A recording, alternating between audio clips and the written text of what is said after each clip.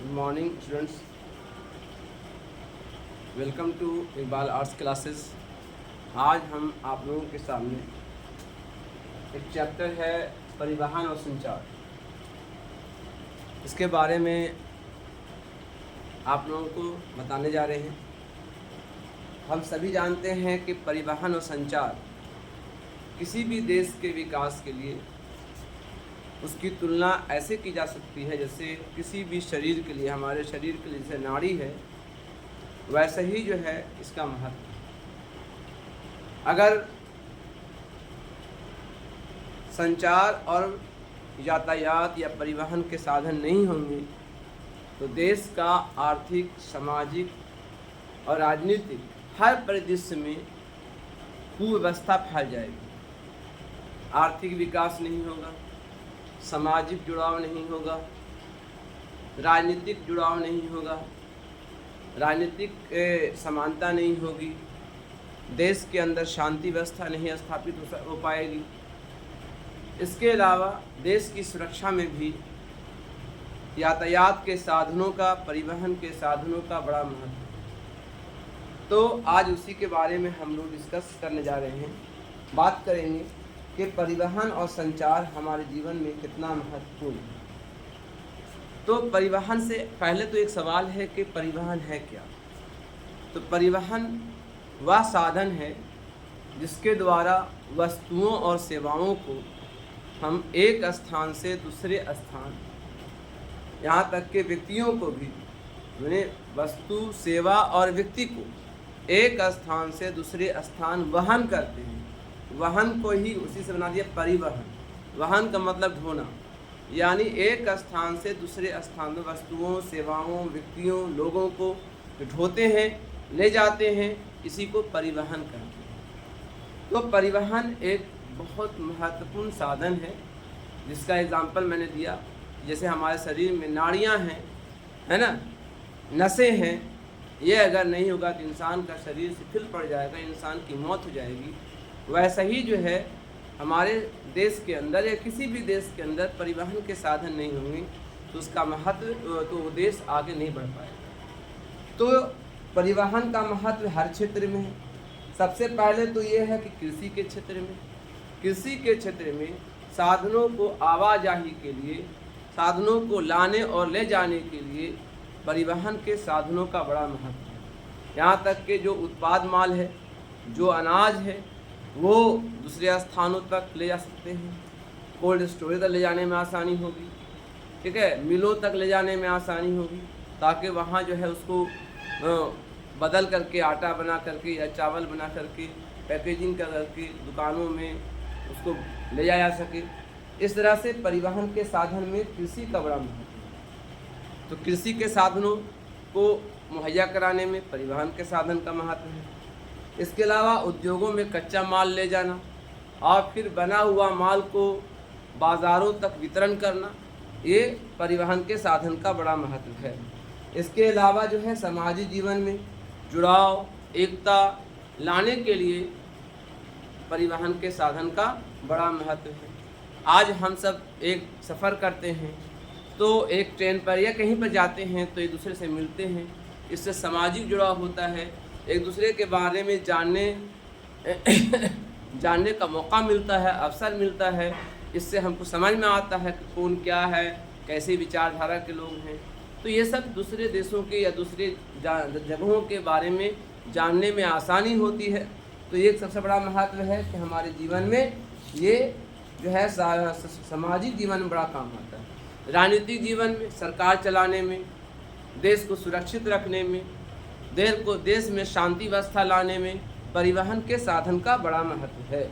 इसके अलावा व्यापार के क्षेत्र में, है ना, देश में जो है कच्चा माल है या पक्का माल है, विदेश भेजना है, या एक स्टेट से दूसरे स्टेट में जाना है, या एक ज़िले से दूसरे ज़िले में ले जाना है, एक गांव से दूसरे गांव में ले जाना है, इसके लिए परिवहन के साधनों का बड़ा महत्व माना गया है। इसके बिना ये काम नहीं हो सकता है। तो किसी भी देश के विकास के लिए परिवहन के साधन का बड़ा महत्व है। अब जो है सबसे पहले हमको ये जानना है कि परिवहन के जो साधन स्थापित किए जाते हैं या बनाए जाते हैं, तो उसके लिए कौन कौन से फैक्टर चाहिए, है ना। परिवहन के साधन के लिए कई फैक्टर हैं, उसमें सबसे बड़ा फैक्टर माना जाता है, सबसे बड़ा जो कारक माना जाता है उसको बोलते हैं भौतिक कारक, फिजिकल फैक्टर्स। जैसे कि भौतिक कारक में क्या हुआ, अगर मान लिया कि हमको सड़क बनाना है तो सड़क बनाने के लिए समतल भूमि चाहिए, ठीक है, कड़ी भूमि चाहिए, है ना, ताकि हमको खर्चा कम आए। कभी कभी ऐसा होता है पहाड़ी क्षेत्र में, हिली एरिया में, फॉरेस्ट एरिया में सड़क बनाने में बहुत कठिनाइयाँ होती हैं। कहीं कहीं दलदली भूमि मिल जाती है, कहीं नदियाँ मिल जाती हैं बीच बीच में, तो पुल बनाने पड़ते हैं। तो ऐसे बहुत सारी समस्याएं जिसमें पैसे का ज़्यादा खर्च आता है। तो सबसे पहला जो होता है भौतिक फैक्टर बड़ा काम करता है, ठीक है। रेलवे लाइन बिछाना है तो उसके लिए भौतिक फैक्टर है। हवाई जहाज़ है उसके लिए क्लाइमेटिक कंडीशन अच्छा होना चाहिए। इसी तरह से पाइपलाइन परिवहन है या किसी और तरह का परिवहन है, जल परिवहन है। भारत में बहुत सारी नदियाँ हैं, लेकिन सभी नदियों में जल मार्ग नहीं है, सभी नदियों को जल मार्ग के रूप में प्रयोग नहीं किया जाता है। कुछ नदियां हैं जहां जल मार्ग के रूप में प्रयोग किया जाता है, लेकिन बहुत सी नदियों में नहीं है, क्योंकि वहां पर क्लाइमेटिक कंडीशन या फिजिकल कंडीशन या ज्योग्राफिकल कंडीशन उसका अच्छा नहीं है, वहां पर जो है जल मार्ग तैयार नहीं किया जा सकता है। तो ये हो गया हमारा भौतिक फैक्टर ज़रूरी है। इसके अलावा क्लाइमेट का बड़ा योगदान है, जलवायु का बड़ा योगदान है ना। क्लाइमेटिक कंडीशन जो है फेवरेबल होना चाहिए, तभी हम परिवहन के साधन का सही से विकास कर सकते हैं। इसके अलावा जो है एक और बहुत इम्पॉर्टेंट है, वो है आर्थिक कारक, पैसा। अगर पैसा नहीं रहेगा, अगर हम कमज़ोर रहेंगे, हमारी आर्थिक दृष्टि कमज़ोर रहेगी, तो फिर वो देश जो है परिवहन के साधनों का विकास आसानी से नहीं कर सकता है। तो परिवहन के साधनों को विकास करने में आर्थिक यानी इकोनॉमिक फैक्टर का भी बड़ा रोल है। इस तरह से हमने आपको बताया कि परिवहन के साधन का क्या महत्व है और किस किस क्षेत्र में महत्व है, और इसको स्थापना करने में, इसको बनाने में, इसको तैयार करने में कौन कौन से फैक्टर काम आते हैं। तो पहला बताया कि भौतिक जो कारक है, भौतिक फिजिकल फैक्टर है। फिर आपका दूसरा है कि आपका इकोनॉमिक फैक्टर काम आता है, इकोनॉमिक फैक्टर। और तीसरा जो आपका आता है वो है क्लाइमेटिक फैक्टर। ये तीनों फैक्टर बहुत इम्पॉर्टेंट हैं, इसके बिना जो है परिवहन के साधनों का विकास आसानी से नहीं किया जा सकता है। अब इसमें जो है हमको देखना है कि परिवहन के साधन है ना जो है कितने प्रकार के होते हैं। तो परिवहन के साधन जो है पूरे दुनिया में अगर ओवरऑल देखा जाए तो 5 प्रकार के होते हैं। पहला होता है सड़क मार्ग परिवहन, सड़कों के ज़रिए से, समझे। दूसरा होता है आपका रेल मार्ग परिवहन, रेल मार्ग के ज़रिए से भी हम सामानों का आवाजाही करते हैं, वहन करते हैं। तीसरा है वायु मार्ग परिवहन, और चौथा है आपका है जल मार्ग परिवहन, और पांचवा आपका है पाइपलाइन परिवहन।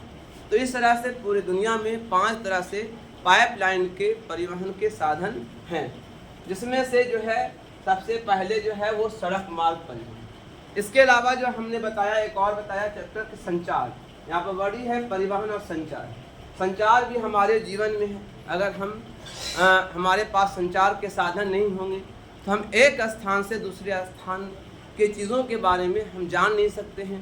दूसरी दुनिया से हम कट सकते हैं, दूसरे देशों से कट सकते हैं, यहाँ तक कि जो है एक स्टेट दूसरे स्टेट से कट सकता है ना, उसके इन्फॉर्मेशन नहीं मिलेंगे।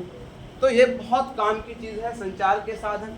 अब आज के जीवन में तो हमारे लिए समझिए कि वो आत्मा के रूप में, समझिए आत्मा में बस गया, इसके बिना हमारी ज़िंदगी चल भी नहीं सकती है। तो संचार के साधन 2 तरह के होते हैं। एक होते हैं वैयक्तिक साधन, वैयक्तिक मतलब जिसमें एक आदमी सुनेगा, जैसे पत्र द्वारा, टेलीफोन द्वारा, मोबाइल है, ईमेल है, फैक्स है, इंटरनेट है ना, या व्हाट्सएप मीडिया है। तो व्हाट्सएप के द्वारा भी हम लोग सिर्फ जो है कुछ या एक आदमी या कुछ गिने चुने आदमी से हम बात कर सकते हैं। लेकिन एक सार्वजनिक साधन जो है रेडियो है, टेलीविज़न है, सिनेमा है, समाचार पत्र है ना, इसके अलावा जो सैटेलाइट है, चैनल्स है, जितने भी चीज़ें हैं ये सब जो है संचार के साधन हैं। तो 2 तरह के होते हैं। व्यक्तिगत जो है साधन कौन कौन है ये आपको यहाँ पे सामने बताया, और सार्वजनिक साधन कौन कौन से हैं। तो ये हो गया आपके 2 प्रकार के, यानी पहला परिवहन के साधन कितने प्रकार के होते हैं और संचार के साधन कितने प्रकार के होते हैं। तो इस तरह से मैंने इसके बारे में सिर्फ टाइप्स बताया। अब जो है इसका ब्रॉडली डिस्कशन जो है करना है, तो सबसे पहले हम एक एपिसोड तैयार करेंगे परिवहन के साधन में कौन कौन से आते हैं। तो परिवहन के साधन सड़क मार्ग परिवहन जो होता है ना, ये जो है इसको अगर इसके बारे में कहेंगे तो ये एक सस्ता परिवहन है, आसान परिवहन है, और ये किसी भी जगह पे यानी पहाड़ी क्षेत्र हो, जंगली क्षेत्र हो या उकड़ खाबड़ ज़मीन हो, तो वहाँ पर भी इसको आसानी से बनाया जा सकता है इन सब की तुलना में। तो जो ये बाकी साधन हैं इनकी तुलना में ये आसानी से बनाया जा सकता है। और इसमें एक सबसे बड़ा इसका फीचर ये है कि ये डोर टू डोर, दरवाजे से दरवाजे तक कनेक्ट कर देता है ना। ये रिमोट एरिया है, जो दूर दराज क्षेत्र हैं, उन क्षेत्रों में भी इसको आसानी से पहुंचाया जा सकता है। उन क्षेत्रों को कनेक्ट करने के लिए, जोड़ने में इसकी बड़ी भूमिका है। तो सड़क मार्ग मूल्य जो होते हैं किसी भी देश में, मेनली सड़क मार्ग जो होते हैं वो 4 प्रकार के होते हैं। पहला होता है राष्ट्रीय राजमार्ग होता है, जिसको हम नेशनल हाईवे कह सकते हैं अंग्रेजी में।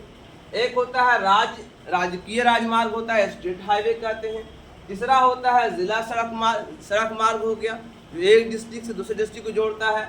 और एक होता है ग्रामीण सड़कें होती हैं, जो अक्सर आप जानते भी होंगे कि गाँव को जो है 8 मीटर चौड़ी है ना सड़कों से जोड़ दिया गया है, हर गाँव को। उसको प्रधानमंत्री ग्राम सड़क योजना के तहत उसको जोड़ा जाता है। तो ये जो है आपकी जो सड़कें हैं ये 4 प्रकार की जनरली होती हैं, ठीक है। इसके अलावा जो है अब आइए रेल मार्ग के बारे में।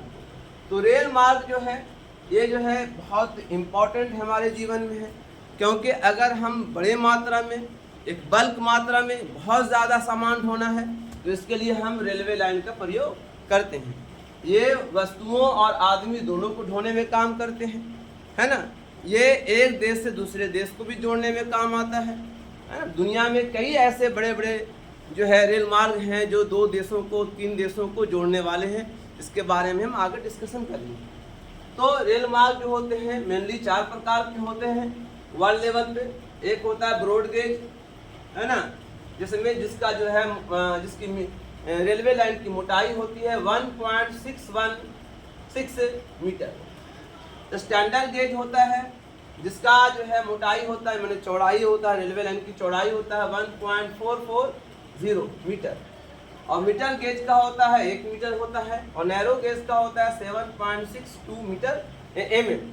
तो इस तरह से ये 4 तरह के रेल मार्ग होते हैं। इसके अलावा अगला जो है आपका वायु मार्ग है, हवाई जहाज जिसको बोलते हैं हम लोग। वायु मार्ग का बड़ा इस्तेमाल, बहुत बड़ा इस्तेमाल हमारे जीवन में है, प्रयोग है, क्योंकि वायु मार्ग के तहत हम लोग बहुत सारे सामानों को हम जो जल्दी सड़ने वाले सामान होते हैं या कीमती सामान होते हैं, तो आसानी से एक स्थान से दूसरे स्थान कम समय में पहुंचाया जा सकता है। इसके अलावा ये तेज़ परिवहन है ना, कम समय में दूरियां तय करता है। हालांकि ये महंगा है, लेकिन फिर भी जो है ज़रूरत है, क्योंकि बहुत सारे सामान या बहुत सारे कुछ इम्पोर्टेंट काम होते हैं, तो उसमें जो है हवाई जहाज़ का बड़ा योगदान होता है। इसमें भी 2 तरह के वायु मार्ग में होते हैं, एक होता है जो यात्री विमान होते हैं, और एक होते हैं जो व्यापार के लिए सामानों को ढोने वाले स्पेशल विमान होते हैं। इसके अलावा जल मार्ग है। जल मार्ग जो है 2 तरह के होते हैं, एक होते हैं किसी देश का अपना होता है तो राष्ट्रीय जल मार्ग कह सकते हैं, और एक अंतर्राष्ट्रीय जल मार्ग भी होता है, जिसके बारे में हम बाद में फर्दर डिस्कशन करेंगे। तो जल मार्ग नदियों द्वारा भी किया जाता है और समुद्र द्वारा भी किया जाता है। भारत में कई भी जल मार्ग हैं, तो उसके बारे में हम अगले एपिसोड में बताएंगे। और एक जो है पाइपलाइन परिवहन है। पाइपलाइन परिवहन एक बहुत महत्वपूर्ण परिवहन है। इससे जो है लिक्विड यानी जैसे LPG हो गया, दूध हो गया, पानी हो गया, गैस हो गया, है ना, पेट्रोल हो गया, ये सब जो आसानी से एक स्थान से दूसरे स्थान लाया जा सकता है। तो इस तरह से ये जो है 5 तरह के परिवहन हुए, परिवहन के साधन हुए, है ना। अभी आपके सामने मैंने ये वीडियो बताया, ये जो है परिवहन के साधनों डिस्कशन किया, ठीक है। अगले एपिसोड में हम इसी पे से रिलेटेड जो हम एक वीडियो बनाएंगे। इस वीडियो के अंदर जो है सबके बारे में स्पेशल बताएंगे कि भारत में कहाँ कहाँ, विश्व में कहाँ कहाँ सड़क मार्ग हैं, बड़े सड़क मार्ग का नाम बताएंगे। फिर विश्व में कौन कौन से बड़े रेल मार्ग हैं, और भारत में कौन कौन से बड़े रेल मार्ग उसके बारे में बताएंगे। फिर वायु मार्ग के बारे में बताएंगे, है ना, उसमें कौन कौन से हवाई जहाज़ हैं, कितने हवाई अड्डे इंडिया में, सबके बारे में बताएंगे। फिर जल मार्ग कौन कौन इंडिया में और वर्ल्ड में कहाँ कहाँ जल मार्ग है, किसको कनेक्ट करता है उसके बारे में बताएंगे। और पाइपलाइन परिवहन के बारे में बताएंगे। और साथ साथ फिर संचार के माध्यम के महत्व को भी इसमें डिस्कशन करेंगे अगले एपिसोड के अंदर। इसे वीडियो को यहीं पर अंत करते हैं, है ना। इस वीडियो को लाइक कीजिए, सब्सक्राइब कीजिए और जो है लोगों को बताइए, ताकि उन लोगों को भी BCB और बहुत सारे एग्ज़ाम में काम आने लगे। Thank you.